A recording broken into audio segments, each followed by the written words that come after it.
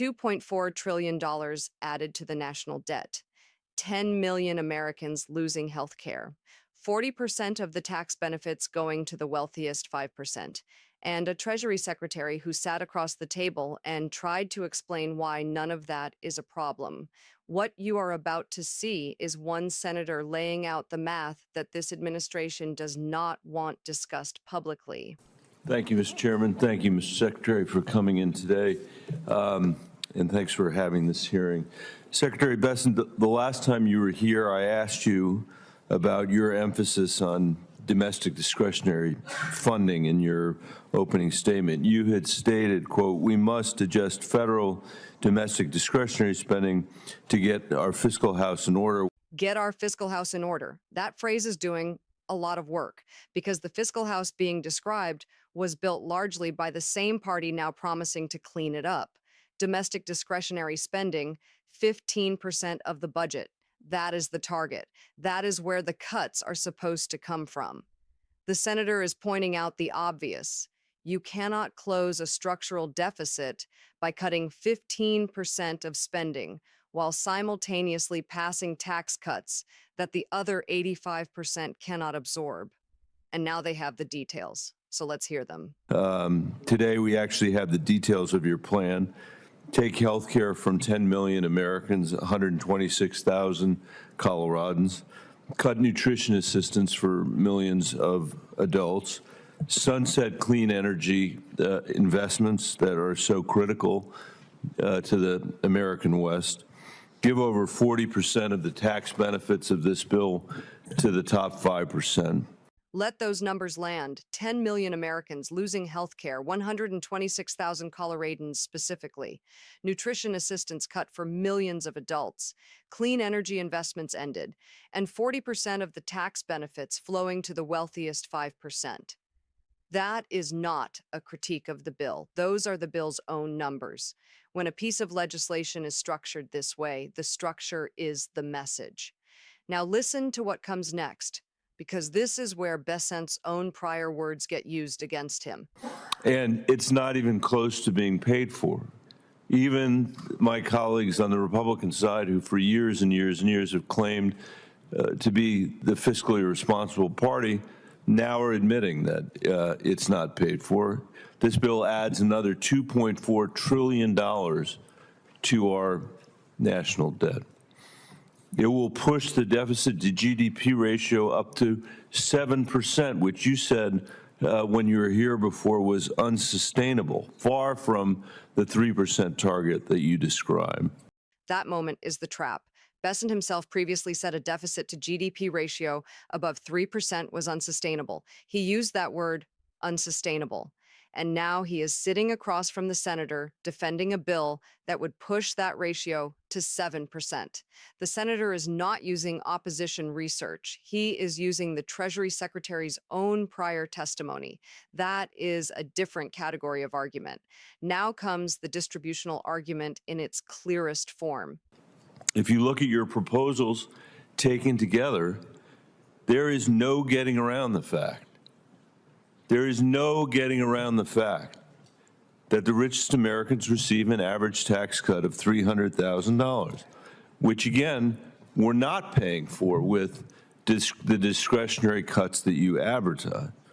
So once again, we will have to borrow money in order to assist the people in this country who least need a tax cut at this moment, while the Americans who have been made miserable by the economy that they're in actually see income reduced because of cuts to Medicaid and cuts to SNAP. Borrow money to give the wealthiest Americans an average tax cut of $300,000. Finance that borrowing on the backs of the sons and daughters of teachers, firefighters, and police officers, and simultaneously reduce the income of people already struggling through cuts to Medicaid and SNAP. That is not a characterization of the plan. That is the plan, and it gets worse when you look at the broader economic context. Meanwhile, interest rates are at 20-year highs. Moody's has slashed our credit rating because of the fiscal irresponsibility of this administration. The World Bank has cut our growth estimates in half, and the bond markets are screaming at us to stop. We now pay, and we are paying this year, more in interest than we are in the national defense. That last point deserves to land. The United States now pays more in annual interest on its debt than it spends on national defense. And that is not a talking point. That is the current budget reality. Moody's, not a Democratic think tank, a credit rating agency, downgraded American debt specifically because of fiscal concerns. The bond markets are not ideological. They are responding to the math. Now watch how Besant responds when directly confronted.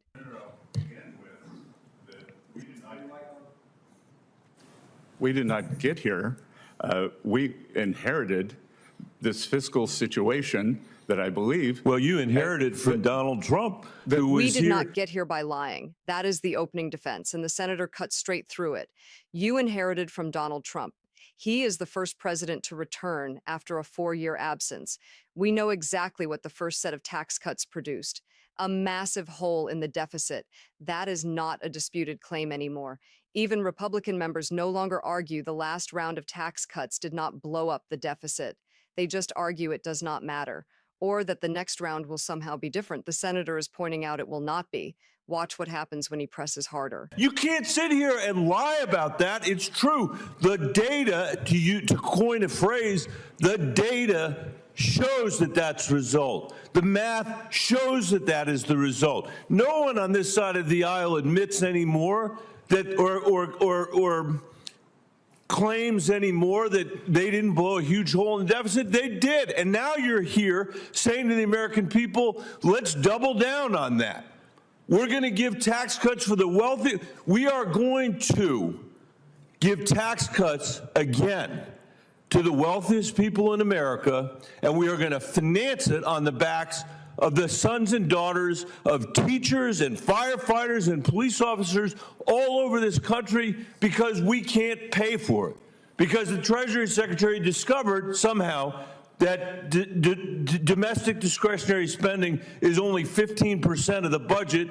The Treasury Secretary discovered somehow that domestic discretionary spending is only 15% of the budget. Because if you are proposing to balance the budget through discretionary cuts, you either did not know that number before you started, or you did know it and proposed these cuts anyway. Neither explanation is reassuring, and then comes the moment that nobody expected. Watch Besant's answer to this. Well, sir, we had a referendum on November 5th. You certainly your did. I agree with policies. Your side lost. I agree with that. And a higher decibel And level. I'm a rare Democrat who doesn't blame Donald Trump for winning. I'm sad he won. I don't blame him for winning. But don't come here. In your statements, go ahead. They Mr. have Secretary. veracity. Go ahead, Mr. Secretary. What? Higher decibel level does not give your statements more veracity. My statements are true, if that's the word, if that's what you mean by veracity. My statements are true. You blew a massive hole in the deficit when your predecessor was sitting here under Donald Trump. And so the question is, can't we think of something better to do with the money than this debt, than drive up interest rates by borrowing money from our kids so the richest people in America can get a tax cut when they don't need it? That is the reality of your plan. The secretary agrees. Your side lost. That is an extraordinary moment in a congressional hearing. Besant confirming that the party pushing this bill lost the economic argument with the American public in the last election. And now they are back with the same proposal, extended, expanded, and $2.4 trillion more expensive. What you just watched was not political theater.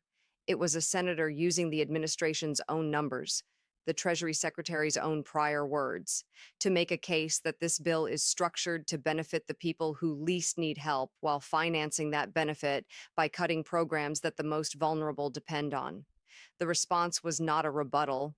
It was deflection, a reference to inherited conditions, and ultimately an agreement that, yes, the other side won the economic argument last November. The math does not change based on who presents it. $2.4 trillion, 7% deficit to GDP, more in interest than defense. 40% of benefits to the top 5%. Those are the numbers. And they belong to the administration. Subscribe now and turn on notifications because the vote on this bill is coming and the numbers will not change before it does.